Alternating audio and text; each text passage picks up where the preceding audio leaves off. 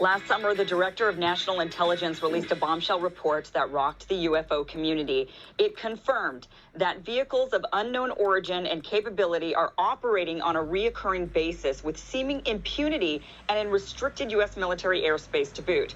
The report also cited 144 incidents since 2004 in which the U.S. military detected these enigmatic aircraft. And while the government is seemingly taking the issue seriously, there's one military branch that has seemed to have gone AWOL on the issue, the United States Air Force. Former Deputy Assistant Secretary of Defense Christopher Mellon joins us now to discuss. Christopher, thank you so much for joining the show. So, first of all, why do you think the Air Force is not really saying much about this? I mean, this seems to be pretty big news. Yeah, it's baffling. And from the beginning, it's been the U.S. Navy. It's been Navy videos. It's been Navy reports. They've been very quiet. There's been a traditional stigma in the Air Force. I think that's part of it. But this lack of responsiveness to this degree is rather baffling. And do you think, what do you think explains that silence? Is it just is there genuinely something that is being covered up? Or is it a kind of bureaucratic, well, we don't have to be transparent with you, who are you, we're the government, that kind of thing? Yeah, so we don't know, but it does cause you to wonder if perhaps they're covering something up, because they released a report in 2015 identifying 1,800 incidents between 2010 and 2015 of unknown tracks of interest. Now this report comes forward and they seem to have virtually nothing to say and nothing to contribute. We know that F-15s have been scrambled. That's press reporting. We know that NORAD has hundreds of unknowns every year in the atmosphere and thousands in space.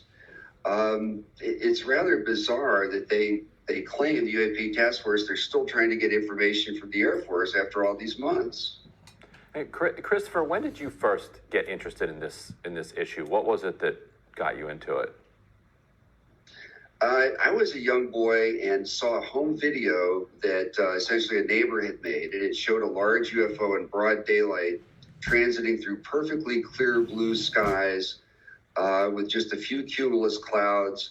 It went into one of those, disappeared, emerged out the other side, and it was stunning. I don't know what ever became of that, but that piqued my curiosity.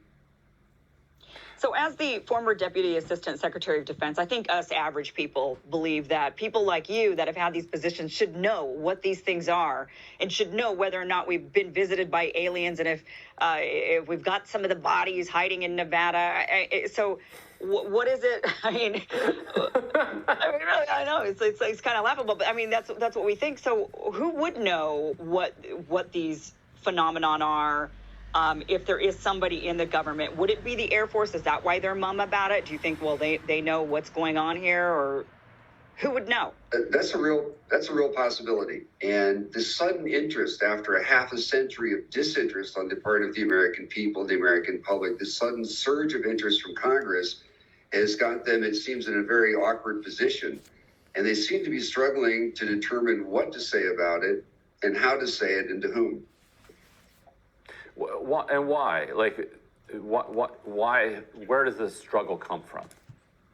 Undoubtedly, there are some classified sources that they're very skittish about, and so they have concerns about revealing that. I'm sure that's part of it.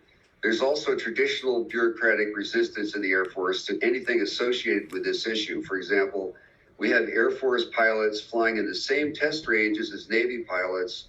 The Air Force pilots have better instrumentation. They're not reporting the UFOs that the Navy is seeing in the same places at the same general time.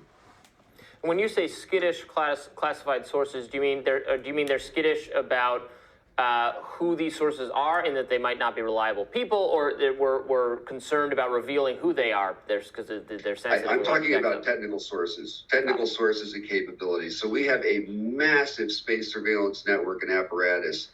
And it defies belief to think that there have not been any unidentifieds tracked by that apparatus over such an extensive period of time. Certainly, if the Navy's had so many incidents, the Air Force must have had many, many more, because they're looking at far larger areas with far greater fidelity all over the world. What has been the most persuasive or intriguing thing that you came across while you were serving? Well, at the time, there was an incredible taboo against this discussing this topic at all. I had a Navy officer call me up one time from a Navy base and describe an incident that had just occurred. He had witnessed the UFO himself. He spoke with the pilot. Right after he landed, the pilot wanted to get back in the jet and take off and chase this thing.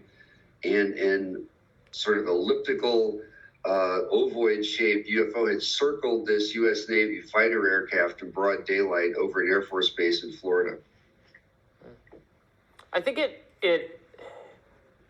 most people would have a hard time, right, understanding why the Navy and the Air Force are so not in sync on this. Why one, government, military institution it's truly a cultural difference? Is that what you think it is?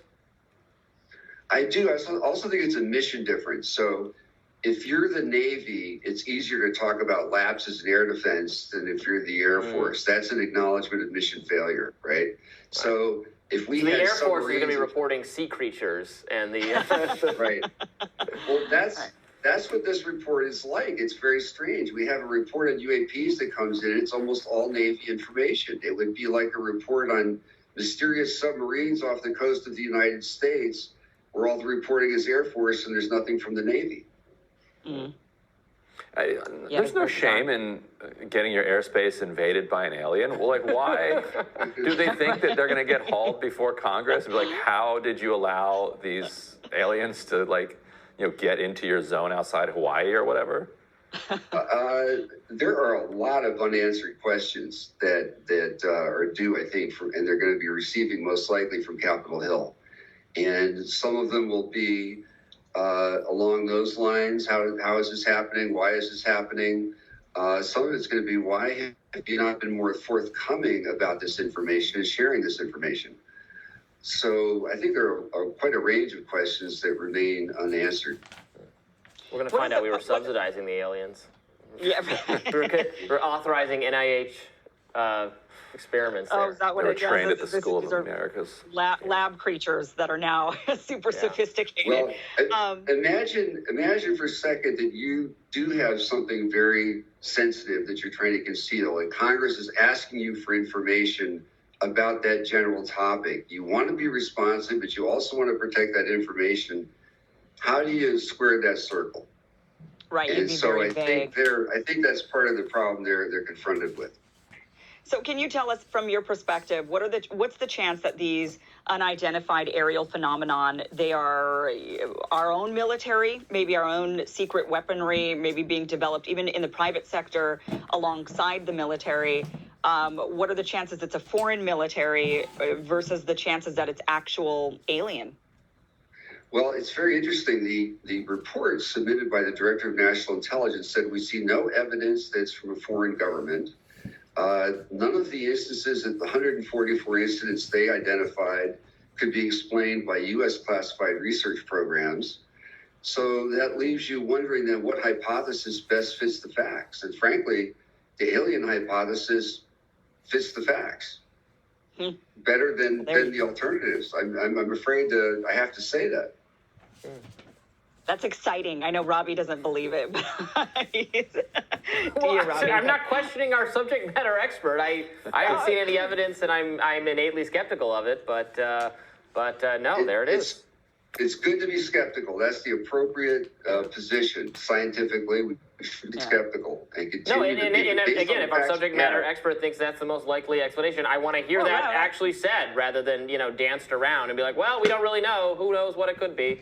So I mean, the good news is, look, if it is alien and we've been having these aliens visiting us for the last, 20 years that we know of, that we have documentation of, probably much longer than that if we go back to all of the people who've made claims, then they're benevolent, right? Or at least they're not hostile. Otherwise they would have. Right, so so to me it's exciting. It's not something to fear. It's exciting, unless they're playing the long game and they're just waiting to attack us. They're like plotting out because they live 1,000 years. We only live like 70 and they live 1,000, and so they're waiting for their time. I don't know, but otherwise I think it's kind of exciting. I think they're probably messing with our elections. Maybe it's them.